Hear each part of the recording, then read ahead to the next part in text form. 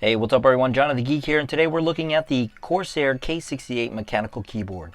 But before we get into the details, I want to do a quick unboxing. Its main selling point is the fact that it's an IP32 rated for dust and spill resistance, but more on that later. This keyboard features all Cherry MX Red switches and is only available in Cherry MX Red switches. It is also only available with red LED backlighting, so there's no RGB on this keyboard, but you can customize the lighting effects. Again, more on that later. The included wrist pad has that soft rubberized satin feel to it and is textured for your pleasure.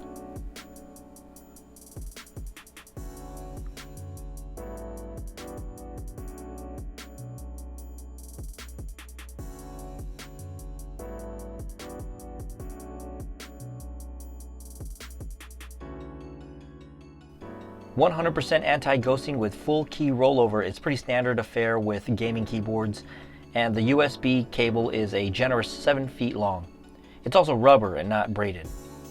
There's dedicated multimedia control buttons that lets you adjust audio on the fly while you're gaming. You can also remap each of the media control buttons to perform another function or even launch another program.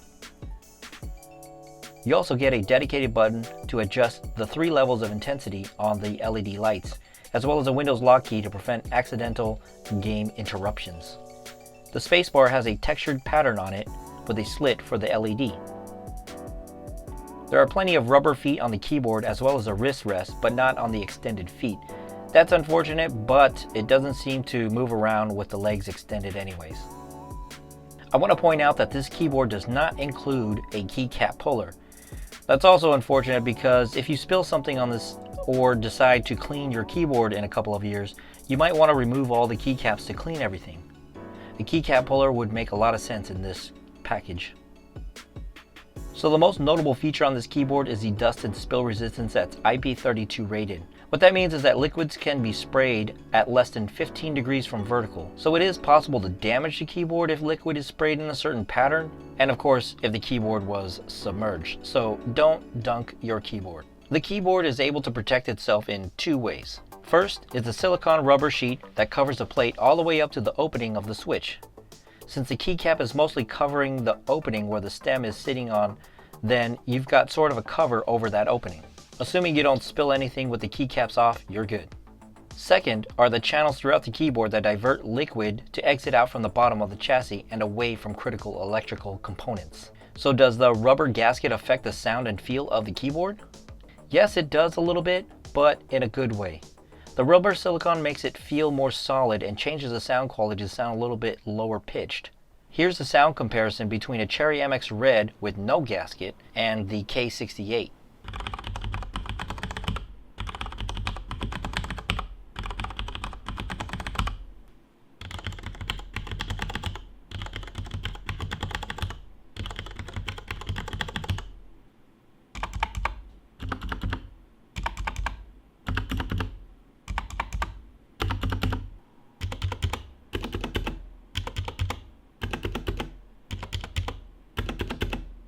As you can hear, it sounds like the K68 is a deeper tone, and I think it's because of that rubber absorbing some of the higher pitched sound bouncing off the base plate. As you can already see, each key has its own red LED and they are fully customizable. You can have any LED key on or off. You can use preset visual lighting effects or create your own. All of the effects are managed through the new Q 2.0 software, and after been using the 1.0 software, this new interface is a much better design. Once you select your peripheral you want to control, you are presented with a default profile for the keyboard. I renamed it to Windows Desktop, and here's where you can create multiple profiles for various applications you intend to use. Down in the Actions tab, you can record macros as well as a whole slew of various actions. Virtually everything you do with your mouse and keyboard can be recorded. You can even assign a button to perform an action when pressed and a separate action when released.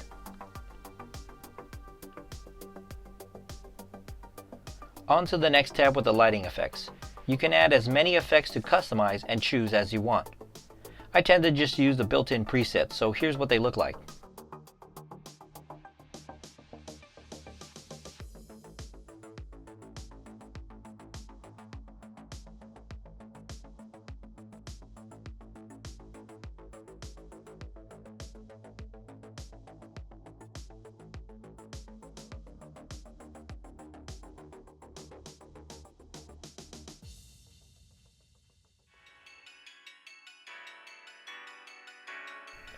So now, the moment we've all been waiting for, the dust and spill test.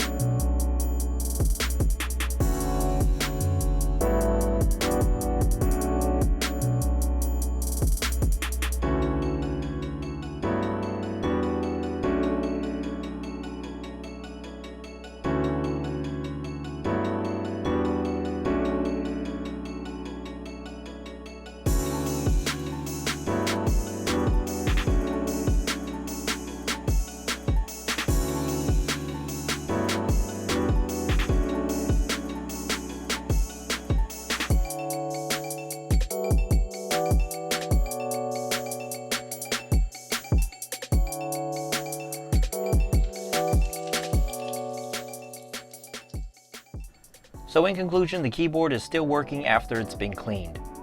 I still need to test the gaming capabilities after I put back on all these keycaps, so let me know in the comments below if you want to see how I clean this keyboard. As always, thanks for watching, and I'll see you in the next video.